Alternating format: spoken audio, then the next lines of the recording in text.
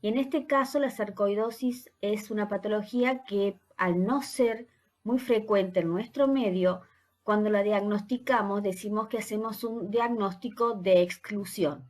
Esto quiere decir que después que yo haya descartado todas las otras patologías que pueden tener una clínica o presentación similar, recién voy a dar el diagnóstico de sarcoidosis. En este caso, el principal diagnóstico diferencial que tengo es con la tuberculosis.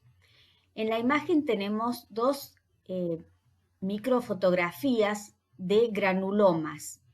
En el lado del granuloma de la tuberculosis, ustedes están viendo que tiene ese patrón que habíamos descrito con un centro de necrosis gaseosa, que es esa área rosada, acelular, amorfa, rodeada por células de tipo epitelioide, con una célula gigante multinucleada de tipo Langhans, aproximadamente en la hora 3, y luego la corona de linfocitos, fibroblastos y monocitos. En la imagen que corresponde a la sarcoidosis, en cambio, tenemos lo que llamamos un granuloma duro. Esto es que no presenta gaseosis central, solamente está formado por las células epitelioides, que son rosadas, amplias, rodeadas, en este caso lo que se observa bien es esa corona de linfocitos. Esta patología, la sarcoidosis, es importante en el sentido de que es sistémica, o sea, puede afectar a cualquier parte del organismo y tiene predilección también por la vía aérea, los ganglios iliares, el pulmón, el ojo, el corazón, etc. Por esa localización y por esta presentación en forma de granulomas es que la destacamos como un diagnóstico diferencial.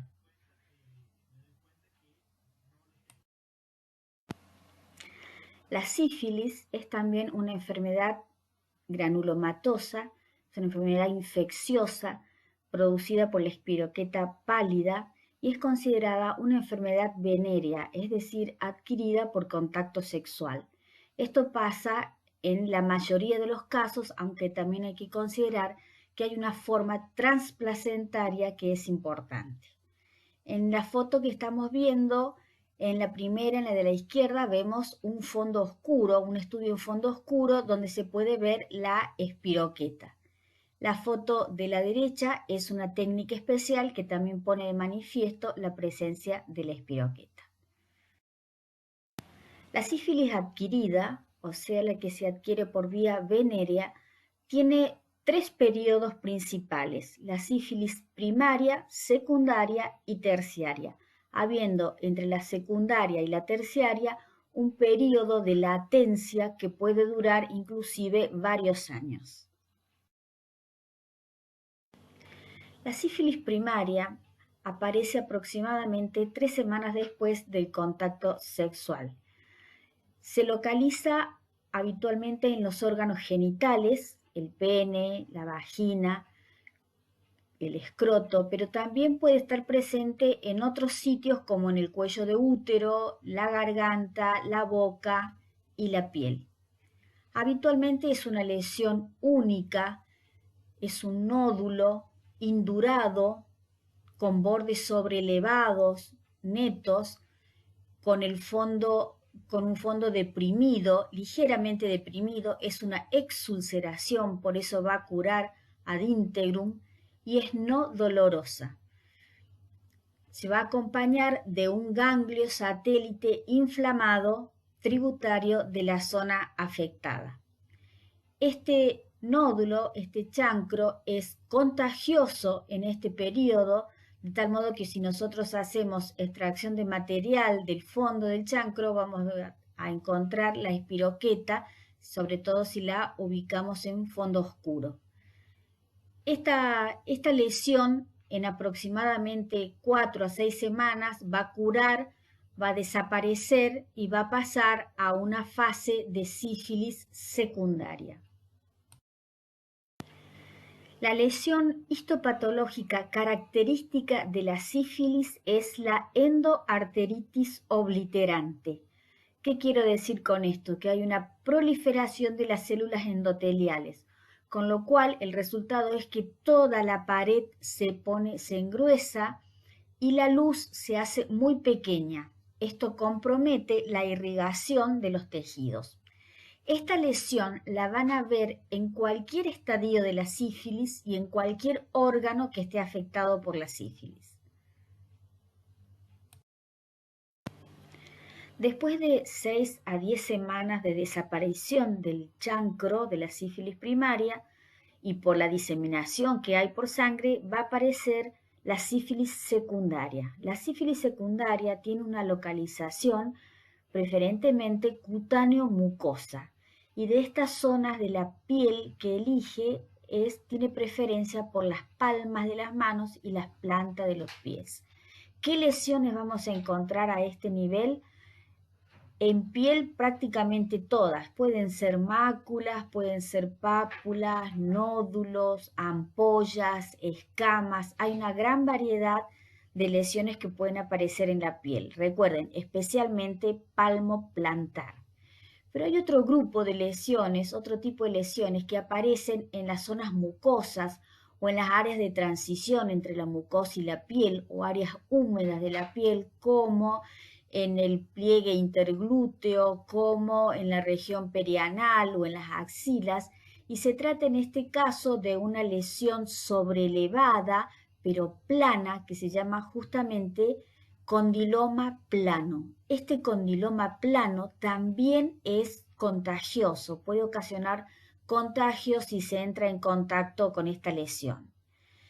Estas lesiones mucocutáneas son acompañadas además de una poliadenopatía. ¿Qué quiere decir? Que hay muchos ganglios en toda la economía que están ligeramente inflamados, pero son ganglios pequeños, indoloros, móviles, que muchas veces pasan desapercibidos.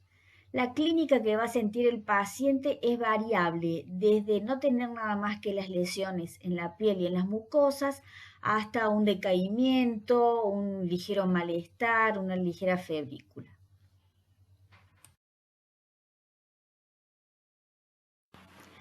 La sífilis secundaria va a durar varias semanas, de 2 a 4 o 5 semanas, y luego va a ir desapareciendo para entrar en un periodo de latencia que es variable, puede ser de varios años, 5, 10, 15 años, y después de ese tiempo un grupo importante de los pacientes no tratados, aproximadamente un tercio, va a llegar a la sífilis terciaria. La sífilis terciaria se va a localizar fundamentalmente a nivel cardiovascular, a nivel del sistema nervioso y a nivel de órganos aislados con la llamada sífilis benigna terciaria. A nivel cardiovascular, el órgano más afectado va a ser la aorta con una mesoaortitis. Esto ocurre porque en los vasos había esta endarteritis obliterante que produce una inflamación y cicatrización de la capa media de la aorta. Esto hace que la pared de la aorta se debilite, se dilate y además que esa fibrosis ocluya pequeños vasos sanguíneos, por ejemplo las coronarias, ocasionando isquemia en el miocardio. Los efectos entonces van a ser a nivel básicamente de la aorta, con una dilatación de la aorta en forma de un aneurisma, una insuficiencia valvular aórtica por dilatación de la raíz del nacimiento de la aorta y una estenosis de las coronarias. A nivel del sistema nervioso central va a tomar varios patrones o varias lesiones. Una de ellas es la meningoencefalitis. En este caso va a tomar la convexidad de los hemisferios cerebrales. Puede presentarse también como la tabes dorsal, esto es comprometiendo los haces posteriores de la médula, los de Gold y de Burdach, con lo que se pierde la sensibilidad propioceptiva y el paciente tiende a perder el equilibrio, por eso adopta una marcha taloneante, o sea, golpeando con los talones para no perder el equilibrio y caerse. La otra lesión que vamos a encontrar a nivel del sistema nervioso central es la paresia general o parálisis general progresiva, que es una forma de demencia que puede llegar al paciente, llevarlo al paciente a la parálisis total de su cuerpo. Dentro de las lesiones de la llamada sífilis terciaria benigna figuran los gomas. Los gomas son nódulos blanquecinos de tamaño variable que pueden estar localizados en cualquier órgano, especialmente lo van a hacer en el hígado, a nivel de la piel, y que tienen un centro necrótico de necrosis gomosa, como ustedes ya vieron en los primeros capítulos, rodeados por macrófagos que se disponen generalmente rodeándolo y formando una reacción inflamatoria característica. En relación a la sífilis congénita, que es aquella que se adquiere por vía transplacentaria de una madre que padece sífilis al feto, tenemos que considerar que los periodos de máximo contagio estarían en la sífilis primaria y secundaria. De todos los niños afectados por esta vía, el 25% va a tener una muerte in útero y otro 25% se refieren a muertes perinatales. Con respecto a las lesiones de la sífilis congénita, las podemos clasificar en precoces o tardías, según sean que aparezcan durante los 2 primeros años de vida o con posterioridad. Las lesiones de la sífilis congénita precoz van a ser clásicamente exantemas descamativos o ampollares, hepatomegalia y anomalías esqueléticas. Y las formas tardías, que se van a ver con posterioridad a los 2 años, están representadas clásicamente por la tríada de Hutchinson, que está compuesta por ceguera, por queratitis intersticial, sordera por afectación del octavo par y los llamados dientes en destornillador o dientes de Hutchinson, que son estos dientes que ustedes están viendo en la fotografía con una pequeña muesca en su porción inferior. Recuerden que estos son los dientes de la segunda dentición, o sea, en los dientes definitivos. Además, estos niños suelen presentar anomalías esqueléticas, algunas alteraciones neurológicas y además algunas alteraciones faciales. La lepra está incluida también entre las enfermedades granulomatosas. Es una enfermedad infecciosa producida por un bacilo llamado bacilo de Hansen. Tiene distintas formas de presentación.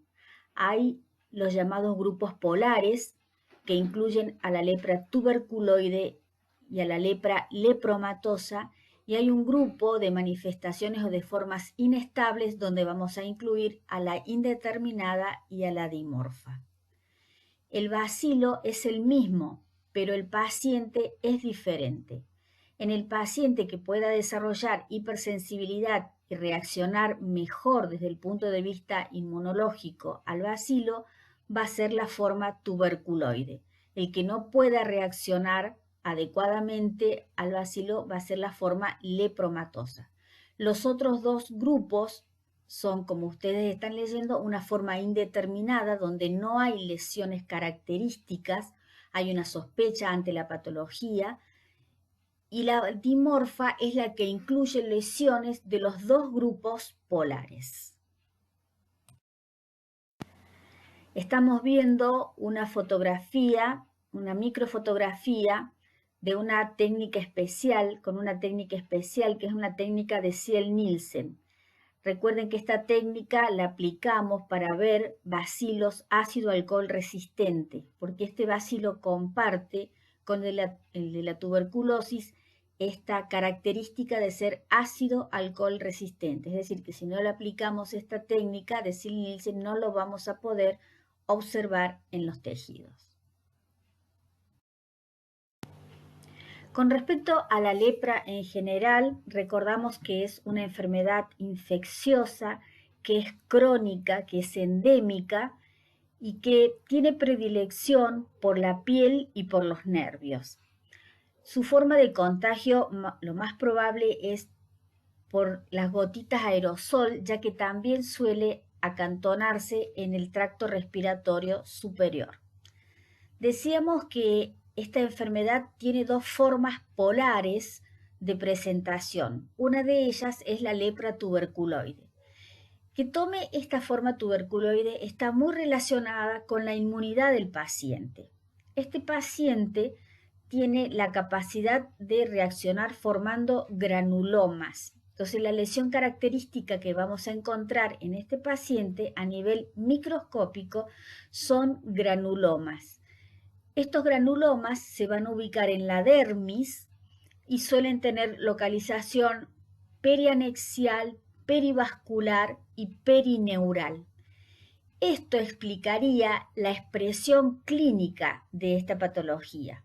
¿Cómo se expresa clínicamente? Se expresa con placas induradas, son lesiones sobrelevadas, planas, eritematosas, que pueden ser anulares con un centro un poco más pálido que el resto, o tienen una presentación en forma de máculas, o sea, de manchas.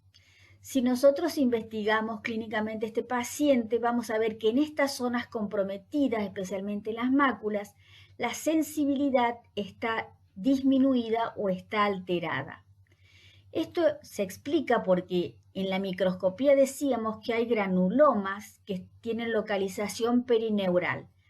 Al estar localizados cerca del nervio, lo van deformando, lo van destruyendo y el paciente va sintiendo distintas manifestaciones de esta pérdida de sensibilidad que pueden empezar como sensación de cosquilleo, de hormigueo, de pinchazo y que terminan en la anestesia de la zona afectada. También les decía que tiene una disposición perianexial, por eso afecta a las glándulas sebáceas y sudoríparas, y tiene también disposición perivascular, por lo que la irrigación también se ve comprometida. La imagen que estamos viendo ahora es de una mano con marcada deformidad, es lo que se llama mano en garra. La misma tiene también la piel que se ve tersa, se ve brillante como tirante y una lesión de aspecto ulcerado en uno de sus dedos. Esta mano en garra es el resultado del compromiso fundamentalmente de los nervios periféricos que ocurren en la lepra tuberculoide. La otra forma polar de la lepra es la lepra lepromatosa o anérgica. Se llama así porque el sistema inmune no es capaz de reaccionar y formar, como en el otro caso, los granulomas. Por lo tanto, va a haber una proliferación mucho mayor de los bacilos. Estos van a tener preferencia, como ya dijimos, por la piel, por los nervios y se ubican generalmente en zonas frías, en los acros. En esta forma lepromatosa también puede comprometer órganos internos, como por ejemplo el testículo, donde provoca lesiones severas y puede llevar al paciente a la esterilidad. Microscópicamente lo que vamos a ver es una proliferación de macrófagos espumosos cargados de lípidos y cargados de bacilos. Estos macrófagos proliferan en la dermis y empujan la epidermis formando esos nódulos que van a dar deformidad en la cara, en el rostro, produciendo la llamada facie leonina. También pueden afectar a la nariz, produciendo la destrucción del hueso de la nariz y formando la llamada nariz en silla de montar. Como ustedes pueden ver en la imagen, las lesiones cutáneas pueden ser verdaderamente muy llamativas. En este caso vemos múltiples nódulos que están cubriendo toda la superficie del torso por la espalda, donde también se reconocen lesiones de aspecto ulcerado. Esto también se produce porque al alterarse el trofismo y alterarse la sensibilidad, el paciente sufre heridas o puede sufrir verdaderas amputaciones de la piel y ser estas heridas y estas amputaciones la puerta de entrada para infecciones que pueden ser muy severas en estos pacientes. Recuerden ustedes que estamos hablando de un paciente cuya inmunidad está disminuida o comprometida. En esta imagen estamos viendo un paciente que presenta lesiones a nivel de la piel y se ven como placas anulares con un centro más claro y un borde algo más sobrelevado que no corresponden a ninguno de los prototipos de lepras polares. No es ni tuberculoide ni lepromatosa, por eso está puesta como una forma limítrofe entre ambas. Deberíamos hacer una biopsia, en este caso, para determinar qué tipo de lesión es la que presenta este paciente. Otras consideraciones que me gustaría hacer sobre la lepra son, por ejemplo, con respecto a la baciloscopía, que para el paciente con una lepra tuberculoide va a ser negativo y para el paciente con una lepra lepromatosa va a ser positivo. Esto está en relación directa con la inmunidad de cada uno de los pacientes. Con respecto al test de la lepromina, es la colocación de un extracto de bacilos y se evalúa la reacción que tiene el paciente ante esta inyección. Hay una forma de leerlo en forma precoz, que es un eritema que va a aparecer a las 24 horas de aplicada la lepromina, y otra forma tardía que es a las 3 o 4 semanas de aplicada. Una se llama reacción de Fernández, la precoz, y la tardía es la reacción de Mitsuda. La lepra tiene entre los periodos clásicos unos periodos que se llaman de reacción leprosa, donde hay una intensificación de la enfermedad y una exacerbación de las lesiones cutáneas y mucosas y nerviosas, perdón. Esto se llama reacción leprosa. Hay dos fenómenos que debemos mencionar en este caso, que son de tipo vasculares, mediados por complejo antígeno-anticuerpo. El eritema nudoso leproso y el fenómeno de Lucio, que presenta vasculitis e infartos ulcerados múltiples cutáneos. Con respecto a la localización de la lepra, decimos que principalmente afecta la piel, los nervios, y que tiene predilección por los acros, los extremos, porque le gustan las zonas frías. Sin embargo, en los casos más severos de la lepra lepromatosa puede comprometer algunos órganos internos. Habíamos mencionado, por ejemplo, el testículo. ¿Cómo evoluciona y cómo puede complicarse esta enfermedad? La evolución es crónica y posiblemente el paciente muera con su lepra y no de su lepra. Va a morir de sus complicaciones. ¿Cuáles pueden ser? La presencia de infecciones, de cuadros sépticos, y otra muy especial es una que comparten todas las patologías inflamatorias crónicas, de las cuales hemos mencionado casi todas en este capítulo. Y es que al ser inflamaciones crónicas, el hígado produce una proteína de tipo amiloide, que es el amiloide AA, amiloide asociado. Este amiloide puede provocar la insuficiencia renal y en algunos casos problemas, trastornos hepáticos de función hepática, porque se deposita principalmente en estos órganos. Entonces, una de las causas más frecuentes de muerte en estos pacientes es la insuficiencia renal. Por último, vamos a hablar de las micosis profundas. ¿Por qué las hemos incluido en este grupo? Porque muchas de ellas tienen una forma de reacción mediante granulomas. Por ejemplo, la histoplasmosis, la coccidioidomicosis y otras. Son lesiones muy severas, muy crónicas también, y como ya les digo, tienen formas de reaccionar, muchas de ellas con granulomas. De ellas me gustaría hablarles, por ejemplo, de la histoplasmosis. La histoplasmosis tiene una localización de preferencia a nivel de pulmón como nódulo único, a veces en vértice, a veces en formas progresivas, o puede comprometer órganos aislados.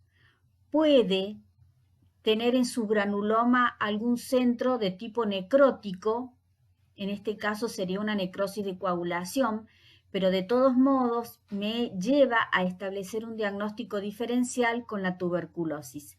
Tienen mucho en común, una clínica similar, una presentación radiológica similar, una presentación microscópica similar, y en este caso debo hacer diagnóstico diferencial con técnicas especiales para la detección de hongos o para la detección del bacilo con el Sil-Nielsen que ya habíamos hablado.